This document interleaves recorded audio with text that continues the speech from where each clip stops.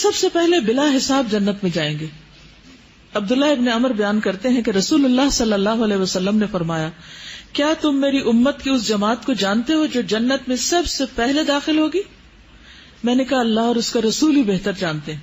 آپ نے فرمایا وہ جماعت مہاجرین کی ہے، وہ روز قیامت جنت کے دروازے پر آ کر دروازے کھولنے کا مطالبہ کریں گے. وہ پہنچ جائیں گے اور کہیں گے کہ دروازہ کھولو. ان سے پوچھا جائے گا تمہارا حساب کتاب ہو گیا؟ وہ کہیں گے کس بات پر ہم سے حساب کتاب لیا جائے گا؟ ہم نے کیا حساب دینا ہے؟ مرتے دم تک اللہ تعالیٰ کے راستے میں ہماری تلواریں ہمارے کندھوں پر رہیں. جنت کا داروغہ ان کے لیے دروازہ کھول دے گا اور وہ داخل ہو کر عام لوگوں کے داخلے سے پہلے 40 سال کا قیلولہ بھی کر چکے ہوں گے. لوگ ابھی حشر میں کھڑے ہوں گے اور وہ آرام بھی کر چکے ہوں گے. تو جو فرنٹ لائن پر ہوتے ہیں، جو ہر نیکی کے کام میں آگے ہوتے ہیں، جو اللہ کی طرف دوڑتے ہیں، پھر آخرت میں بھی ان کو آگے ہی رکھا جائے گا نا. سوچئے نیکی کے کون کون سے کام ہیں جن میں آگے بڑھ سکتی ہوں، لیکن میں صرف اس لیے پیچھے رہتی ہوں کہ کوئی تعریف نہیں کرتا میری، مجھے کوئی ریوارڈ نہیں دیتا، مجھے کوئی ایوارڈ نہیں دیتا، مجھے کوئی پوچھتا بھی نہیں، مجھے کوئی اہمیت ہی نہیں دیتا. کیا چیز روکتی ہے ہمیں نیکی کے راستے سے؟ کیا چیز روکتی آگے بڑھنے سے؟ کیا روکتا ہے؟ ایک تو نفس کی سستی، کسل مندی، ٹال مٹول سے کام لینا. دوسرے یہ کہ انسٹنٹ ریوارڈ نہ ملنا، کوئی ایکسٹرنسک موٹیویشن نہ ہونا، اپریسیشن نہ ہونا. دیکھیے جب آپ کا نفس پھسلنے لگے نا اور کام مشکل لگنے لگے تو اپنے آپ سے کہا کریں یہ تو کرنا ہی کرنا ہے نا، یہ تو کرنا ہی ہے، اس کو تو کیے بغیر گزارے نہیں، یہ تو فرض کے درجے میں مجھ پر. جیسے نماز ہے، جیسے قرآن کی تلاوت کو درست کرنا ہے، جیسے اور نفع مند علم سیکھنا جس کو سیکھ کر آپ مسلمان ہونے کے قابل ہو سکے، اللہ کی اطاعت اور فرما برداری کر سکے. تو کچھ کام تو ایسے ہیں کہ جن سے چھوٹ ہے ہی نہیں. تو اگلی صفحے. اچھا کلاس میں بھی عام طور پر کیا ہوتا ہے، آگے جگہ ہوتی ہے، ہم کہاں بیٹھنا چاہتے ہیں؟ پیچھے. وہ کیوں پیچھے کیوں بیٹھنا چاہتے ہیں؟ ہم آگے ٹانگیں نہیں لمبی کر سکتے، تھک جائیں گے، ہم اٹھ کے باہر نہیں جا سکیں گے، دوستوں سے لکھ لکھ کے بات نہیں کر سکیں گے، مزہ نہیں آئے گا. ہاں اگر کوئی سوال پوچھ لیا تو کیا جواب دیں گے؟ پیچھے چھپ کے بیٹھ جاؤ، آرام سے وقت گزارو. تو جو یہاں آرام کرتے رہیں گے وہ وہاں بھی آرام کریں گے. پھر لقد خلقنا الانسان فی کبد، ہم نے انسان کو مشقت میں پیدا کیا ہے. تو سستی کو خدا حافظ کہیے، خیر بات کہیے، اور کام کے لیے کمر کس لیجیے، بیلٹ باندھ لیجیے. شہداء کے گھر بھی بہت خوبصورت ہوں گے. سمرہ بن جندب روایت کرتے، صحیح بخاری کی روایت ہے کہ نبی صلی اللہ علیہ وسلم نے فرمایا، میں نے رات خواب میں 2 آدمی دیکھے جو میرے پاس آئے، پھر وہ مجھے لے کر ایک درخت پر چڑھے، اس کے بعد مجھے ایک ایسے مکان میں لے گئے جو نہایت خوبصورت اور سب سے افضل تھا. ایسا خوبصورت مکان میں نے کبھی نہیں دیکھا تھا. ان دونوں نے کہا یہ گھر شہداء کا ہے. کبھی ایسا ہوتا ہے نا، آپ کسی بستی میں جاتے ہیں، سڑک پہ جا رہے ہوتے ہیں، ایک دم ایک گھر آپ کی پوری توجہ مبذول کر لیتا ہے تو آپ گاڑی سلو کر دیتے ہیں اور کبھی کبھی روک بھی دیتے ہیں اور ایک ایک چیز کا جائزہ لینے لگتے ہیں کیونکہ وہ آپ کی آنکھوں میں کھپ جاتا ہے. تو آپ تمنا کرنے لگتے ہیں کہ کاش میرا گھر بھی ایسا ہو. تو ایسی تمنا جب دنیا کی دل میں آنے لگے تو فوراً دھیان آگے کیا کرے کہ اللہ ایسے کاموں کی توفیق دے کہ وہاں پر یہ سب نصیب ہو جو کبھی چھننا ہی نہیں، جانا ہی نہیں ہاتھ سے. پھر ان کے درجات بہت بلند ہوں گے. نبی صلی اللہ علیہ وسلم نے فرمایا جنت میں 100 درجے ہیں جو اللہ نے اپنے راستے میں جہاد کرنے والوں کے لیے تیار کیے ہیں. ان 2 درجوں میں اتنا فاصلہ ہے جتنا زمین اور آسمان میں ہے. تو سوچئے وہ کس بلند مقام پر پھر ہوں گے. تو اب آپ نے یہ جتنی بھی شہید کو ملنے والے جو انعامات ہیں اور جو اکرامات ہیں ان کی لسٹ بنانی ہے اپنے پاس، اور کل جب میں پوچھوں تو ادھر ادھر کی باتیں نہیں کرنی، سیدھی سیدھی بات کرنی ہے کہ شہید کو کیا ملے گا. ٹھیک ہے؟ اور انشاءاللہ بتائیں گے بھی صحیح آپ مجھے، کیونکہ جو علم دوہرا لیا جائے، ریوائز کر لیا جائے، ڈسکس کر لیا جائے، اس کا فائدہ کیا ہوتا ہے؟ وہ پختہ ہو جاتا ہے. جہاں ایک طرف شہید کے لیے اتنے انعامات اور اکرامات ہیں، وہاں دوسری طرف وہ لوگ جو اللہ کے لیے نہیں لڑتے، اللہ کے لیے اچھا کام نہیں کرتے، ان کی پکڑ بھی سب سے زیادہ سخت ہوگی. سیدنا ابو ہریرہ کہتے ہیں، صحیح مسلم کی روایت ہے، رسول اللہ صلی اللہ علیہ وسلم نے فرمایا قیامت کے دن سب سے پہلے ایک شہید کو لایا جائے گا. اللہ تعالیٰ اسے اپنی نعمتیں گنوائیں گے اور شہید ان نعمتوں کا اعتراف کرے گا. اللہ تعالیٰ اس سے پوچھیں گے تو نے ان نعمتوں کا حق ادا کرنے کے لیے کیا عمل کیا؟ وہ کہے گا میں نے تیری راہ میں جنگ کی حتیٰ کہ میں شہید ہو گیا. اللہ تعالیٰ جو کہ اس کی نیت کا حال جانتے ہوں گے، فرمائیں گے تو جھوٹا ہے، تو نے بہادر کہلوانے کے لیے جنگ کی، سو دنیا میں تجھے بہادر کہہ دیا گیا. پھر فرشتوں کو حکم ہوگا اور وہ اسے منہ کے بل گھسیٹتے ہوئے جہنم میں جا کے پھینک دیں گے. حالانکہ وہ شخص بھی بظاہر شہید تھا، لیکن اس کو شہادت نہیں ملی. کیوں؟ نیت کی خرابی کی وجہ سے. ابو موسیٰ کہتے ہیں کہ ایک دیہاتی نبی صلی اللہ علیہ وسلم کی خدمت میں حاضر ہوا اور عرض کیا، یا رسول اللہ صلی اللہ علیہ وسلم، ایک آدمی تو مال غنیمت کے لیے لڑتا ہے، ایک اس لیے لڑتا ہے کہ اس کا چرچا ہو، شہرت ہو، ایک لڑتا ہے کہ اس کا مقام پہچانا جائے، دوسری روایت میں کہ کوئی بہادری دکھانے کے لیے لڑتا ہے، کوئی قومی اور قبائلی عصبیت کے لیے، قوم کے لیے لڑتا ہے، اور کوئی دکھاوے کے لیے لڑتا ہے، اور ایک روایت میں کہ کوئی شخص ذاتی غصے کے پیش نظر لڑتا ہے. جیسے حضرت علی رضی اللہ تعالیٰ عنہ نے جب ایک مشرک کو لٹا دیا اور اس کو مارنے کے قریب تھے تو منہ پہ تھوک دیا، تو آپ فوراً اس کے اوپر سے اتر آئے کہ اب میرا غصہ شامل ہو گیا، بیچ میں میری ذات بیچ میں آ گئی. تو انہوں نے اس کو چھوڑ دیا کہ پھر میرا یہ عمل تو قبول ہی نہیں ہوگا. تو ایک شخص جو ذاتی غصے کے لیے لڑتا ہے، اس کے کچھ گرجز ہیں کسی قوم کے خلاف. بس پوچھا کہ ان میں سے کون اللہ کے راستے میں لڑنے والا ہے؟ تو رسول اللہ صلی اللہ علیہ وسلم نے فرمایا، جو شخص اس لیے لڑتا ہے کہ اللہ کا کلمہ بلند ہو، وہی شخص اللہ کی راہ میں لڑنے والا ہے، اسی کی شہادت قبول ہے. ایسے لوگ جو اللہ کی راہ میں لڑنا چاہتے ہوں اور اللہ کی راہ میں جہاد کرنا چاہتے ہوں، اگر وہ خالص نیت کے ساتھ کسی عذر کی بنا پر نہ بھی جا سکیں تو بھی ان کو جانے والوں کے برابر اجر مل جاتا ہے. اور سچا مومن جو ہوتا ہے وہ شہادت کی موت کے لیے دل سے تمنا رکھتا ہے کہ اللہ ہم بھی شہید ہوئے. جب سارے فضائل پتہ چلتے ہیں تو انسان اپنے لیے دعا کرتا ہے کہ اللہ پھر ہمیں بھی کوئی موقع دے یا ہمارے لیے بھی کوئی ایسی چیز لکھ دے. اور ایسا کرنا مسنون بھی ہے. رسول اللہ صلی اللہ علیہ وسلم نے فرمایا، جو شخص یوں مرا کہ نہ اس نے جہاد کیا نہ اس کے دل میں ارادہ تھا، وہ نفاق کے ایک شعبے پر مرا. لیکن جو شخص نیت رکھتا ہے کہ میں اللہ کے لیے کچھ کروں. تو انس بن مالک کہتے ہیں، جب رسول اللہ صلی اللہ علیہ وسلم غزوہ تبوک سے واپس ہوئے اور مدینہ کے قریب پہنچے تو آپ نے فرمایا، مدینہ میں بہت سے ایسے لوگ ہیں کہ جہاں بھی تم چلے اور جس وادی کو تم نے پار کیا وہ تمہارے ساتھ ساتھ تھے. صحابہ نے عرض کیا، یا رسول اللہ صلی اللہ علیہ وسلم، اگرچہ ان کا قیام مدینہ میں تھا وہ ہمارے ساتھ نہیں آئے؟ آپ نے فرمایا، ہاں، وہ مدینہ میں رہتے ہوئے تمہارے ثواب کو پہنچے کیونکہ انہیں عذر نے روک لیا تھا. تو اگر آپ کے دل میں سچی تڑپ ہے اللہ کے لیے کچھ کرنے کی، لیکن کوئی ایسی مجبوری آ جاتی، کوئی ہیلتھ ریزن ہے، کوئی گھر میں بیمار ہو گیا یا کوئی اور مسئلہ آ گیا کہ جس میں آپ بالکل بے بس ہو گئے، تو بھی آپ کو پورا اجر ملے گا اس کام کا جو آپ نے کرنے کا ارادہ کیا ہوا تھا. لیکن اس کے برعکس جو شخص مال کے لیے لڑتا ہے پھر اس کے لیے کچھ نہیں.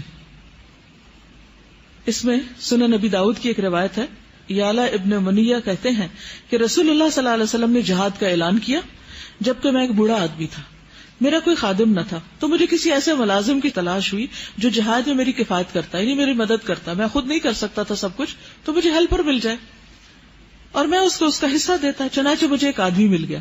پھر جب کوچ کا وقت ہوا تو وہ میرے پاس آیا، کہا مجھے نہیں معلوم مال غنیمت میں حصے کیا ہوں گے اور میرا حصہ کتنا ہوگا. یعنی وہ تو کرائے کا سپاہی تھا نا. بس آپ مجھے فکس کر دیں، وہ باقی حصہ مجھے ملے یا نہ ملے، بس مجھے کچھ فکس کر دے، تب میں آپ کے ساتھ جاؤں گا، آپ کی مدد کروں گا. تو میں نے اس کے لیے 3 دینار متعین کر دی کہ تم میرے ساتھ چلو، میری مدد کرو تاکہ میں جہاد کر سکوں، اور 3 دینار تمہیں دے دوں گا. پھر جب میں غنیمت لینے کے لیے حاضر ہوا اور چاہا کہ اس کا حصہ اسے دوں تو مجھے مقررہ دیناروں کا خیال آیا. میں نبی صلی اللہ علیہ وسلم کی خدمت میں حاضر ہوا اور اس آدمی کا معاملہ آپ کے سامنے پیش کیا. آپ نے فرمایا، میں اس کے اس جہاد میں دنیا اور آخرت میں سوائے ان دیناروں کے جو اس نے مقرر کر لی اور کچھ بھی نہیں پاتا. یعنی اس نے اس کام کے لیے اپنی جو اجرت طے کروا لی کہ بس مجھے نہیں پتا اور کیا ملے گا کیا نہیں، مجھے تم طے کر دو کہ میں تمہارے ساتھ جاؤں تو مجھے تم 3 دینار دو گے تو میں جاؤں گا، یہ میری شرط ہے. تو اس کو بس وہی ملے گا اور کچھ بھی نہیں. حالانکہ وہ بھی دوسروں کے ساتھ برابر کا سب کچھ کرتا رہا. اس سے کیا پتا چلتا ہے؟ سادہ جب ہم اللہ تعالیٰ کے لیے، اللہ کی خاطر کہیں نکلے کام کے لیے، تو پھر اس کے اندر اجرت فکس کر لینا اور پھر صرف اسی کے اوپر ہی رہنا اور فوکس رکھنا کہ ہمیں اتنا مل رہا ہے یا نہیں مل رہا، کیوں نہیں مل رہا، وہ پھر یہ ہے کہ پھر ہماری نیت دوسری طرف جا رہی ہے نا. بالکل. یعنی ہم کام پہ فوکس نہیں ہے، ہم اس چیز کے اوپر فوکسڈ ہیں. بالکل. اسی طرح قرآن مجید کی تعلیم ہے یا کوئی بھی دین کا کام ہے تو اس کے لیے مطالبہ نہیں کرنا چاہیے. حضرت عمر رضی اللہ تعالیٰ عنہ نے قرآن کے پیڈ ٹیچرز مقرر کیے تھے، وہ سیلری لے سکتے ہیں قرآن کے ٹیچرز، لیکن وہ اس کا مطالبہ نہیں کر سکتے کہ میری اتنی کر دی جائے اور اتنی بڑھا دی جائے اور اتنی ہوگی تو کام کروں گی ورنہ نہیں کام کریں گے، یہ ملے گا تو فلاں مہم پہ جائیں گے ورنہ نہیں جائیں گے. یہ نہیں ہونا چاہیے. جو بھی اللہ کی طرف سے آئے اسی میں برکت ہو جائے گی اگر آپ ہرس اور لالچ کے بغیر لیں گے. لیکن بلیو می، اگر آپ کو لاکھوں میں مل جائے نا اور آپ لالچ سے لے رہے ہیں تو لاکھ میں بھی کوئی برکت نہیں، آپ کا دل فقیر ہی رہے گا پھر بھی. لیکن جو شخص اس چیز سے بے نیاز ہو کر اللہ کے لیے آگے بڑھتا ہے تو اللہ سبحانہ وتعالیٰ اس کی ضرورتیں غیب سے پوری کرتا ہے. وَمَن يَتَوَكَّلْ عَلَى اللَّهِ فَهُوَ حَسْبُهُ، اس پر یقین ہونا چاہیے. جو اللہ پہ توکل کرتا ہے اللہ اس کے لیے کافی ہو جاتا ہے. پھر اسی طرح جو لوگ قومیت کے لیے لڑتے ہیں، عصبیت کے لیے لڑتے ہیں، کنبے قبیلے کے لیے لڑتے ہیں، تو نبی صلی اللہ علیہ وسلم نے فرمایا جو شخص نامعلوم جھنڈے کے نیچے لڑے، عصبیت کے لیے غصہ کرے یا عصبیت کی دعوت دے یعنی قوم کے لیے یا مدد کرے، اگر وہ قتل ہو جائے تو یہ جاہلیت کی موت ہے، اور ایک روایت میں وہ میری امت میں سے نہیں. پھر اسی طرح منافق کو جہاد فائدہ نہیں دیتا.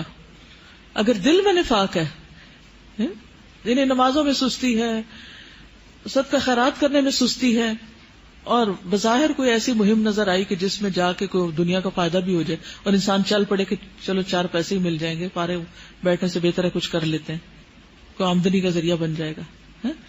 تو اگر دل میں چور ہے اور خالص اللہ کے لیے نہیں، کچھ نہیں ملے. صحیح ترغیب و ترہیب کی روایت ہے، رسول اللہ صلی اللہ علیہ وسلم نے فرمایا مقتول 3 قسم کے ہیں. ایک وہ مومن شخص جس نے اللہ کے راستے میں جان اور مال سے جہاد کیا، یہاں تک کہ جب اس نے دشمن کا سامنا کیا اس سے لڑائی کی اور مارا گیا تو وہ شہید ہے، جس کو اللہ کی جنت کے لیے چن لیا گیا اور یہ اس کے عرش کے سائے تلے ہوگا. نبیوں کا درجہ اس سے صرف نبوت کے درجے کی وجہ سے زیادہ ہوگا، یعنی نبیوں کے بعد فوراً اس کا درجہ ہوگا. دوسرے وہ شخص جو اپنے نفس پر گناہوں اور خطاؤں کی وجہ سے خائف تھا، بہت ڈر تھا اس کو اپنے گناہوں کا، اس نے اپنے مال اور جان کے ساتھ جہاد کیا، یہاں تک کہ جب اس نے دشمن کا سامنا کیا تو لڑائی کی اور مارا گیا. اس کی لڑائی کفارہ ہو گئی، اس لڑائی نے اس کے گناہوں اور خطاؤں کو مٹا دیا، کیونکہ تلوار گناہوں کو مٹانے والی ہے.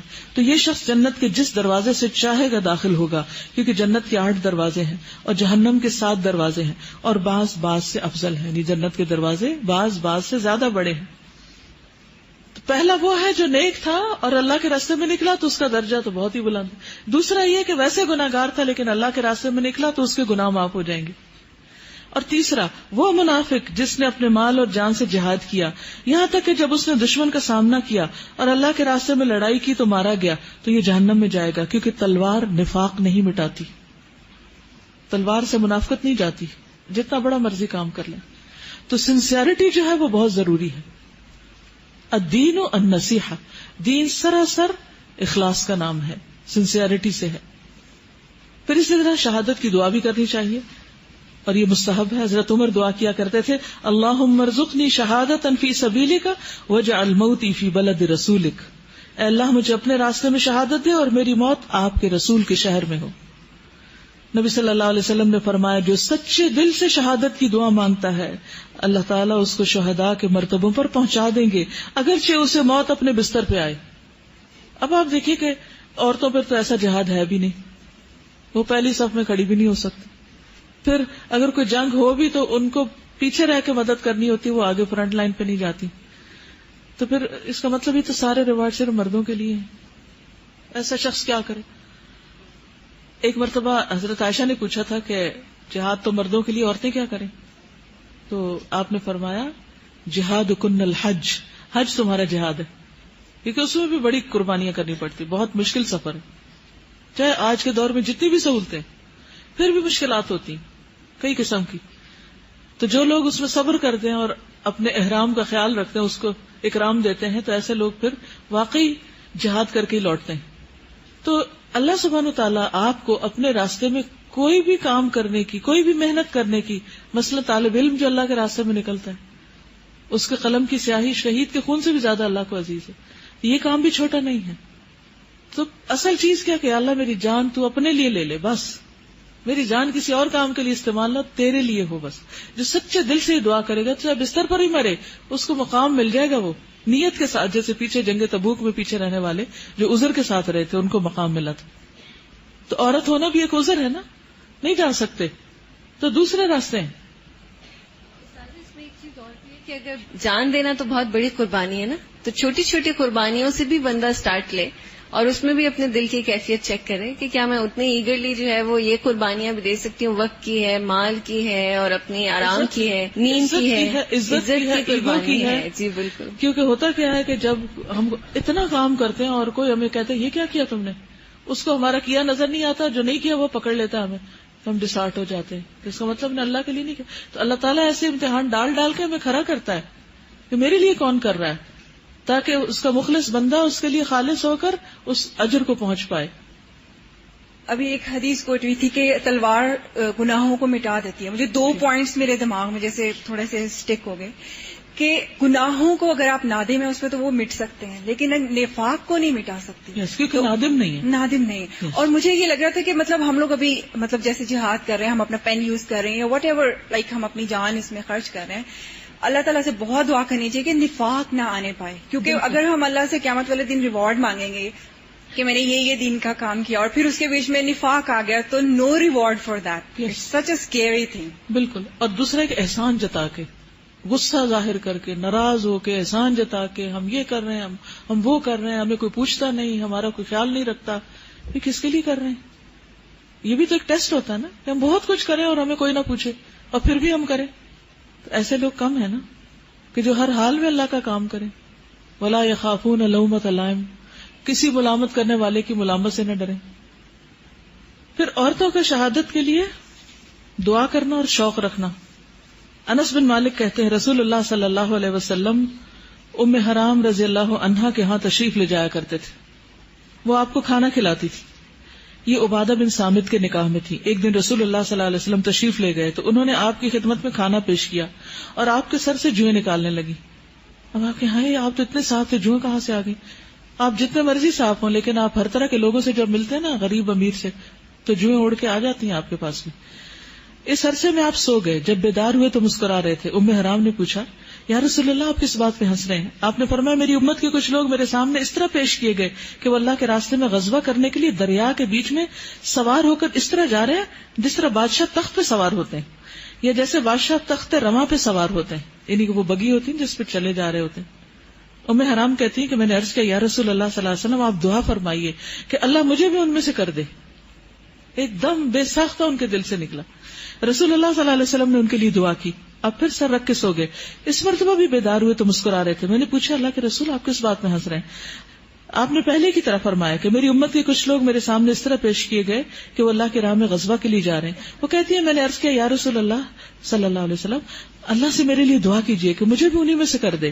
آپ نے فرمایا تم پہلی فوج میں شامل ہوگی, یعنی ایک دفعہ نہیں کئی دفعہ ایسی ایکسپیڈیشنز ہوگی جو بحری راستے میں جہاد کرے گی. چنانچہ معاویہ رضی اللہ عنہ کے زمانے میں ام حرام نے بحری سفر کیا, پھر جب سمندر سے باہر آئی تو ان کی سواری نے انہیں نیچے گرا دیا اور اسی حادثے میں فوت ہو گئی. کسی دشمن نے ان کو نہیں مارا, وہ گھوڑے سے گر کے مر گئی. تو ان کی دعا پوری ہو گئی کیونکہ ان کی طلب سچی تھی کہ ہمیں اللہ کے راستے میں موت آئے. ہماری بھی طلب سچی ہونی چاہیے کہ اللہ کے راستے میں موت, اطاعت میں موت, اللہ کا کام کرتے ہوئے موت آئے. پھر اسی طرح یہ ہے کہ انسان آرزو ضرور کرے لیکن مومن لڑنے میں پہل نہ کرے. ہاں دشمن سے مٹ بھیڑ ہو جائے تو شہادت کی آرزو رکھتے مقابلے پہ جم جائے. ٹھیک ہے. رسول اللہ صلی اللہ علیہ وسلم نے اپنے بعض ایسے دنوں میں جب آپ کا مقابلہ دشمنوں سے ہوا انتظار فرمایا یہاں تک کہ سورج ڈھل گیا, یعنی آپ نے پہلے نہیں جنگ چھیڑی. پھر آپ نے لوگوں کو کھڑے ہو کر خطبہ دیا, فرمایا اے لوگوں دشمن سے لڑنے کی آرزو مت کرو, اللہ سے عافیت کا سوال کرو, لیکن جب تمہارا ان سے مقابلہ ہو جائے تو پھر ثابت قدم رہو, جان لو کہ جنت تلواروں کی چھاؤں میں ہے. پھر یوں دعا فرمائی اللہم منزل الکتاب ومجری السحاب وہازم الاحزاب اہزمہم وانصرنا علیہم. اے اللہ کتاب نازل کرنے والے, بادلوں کو چلانے والے, دشمن کے لشکروں کو شکست دینے والے, ان کو شکست دے دیجئے اور ان کے مقابلے میں ہماری مدد کیجئے.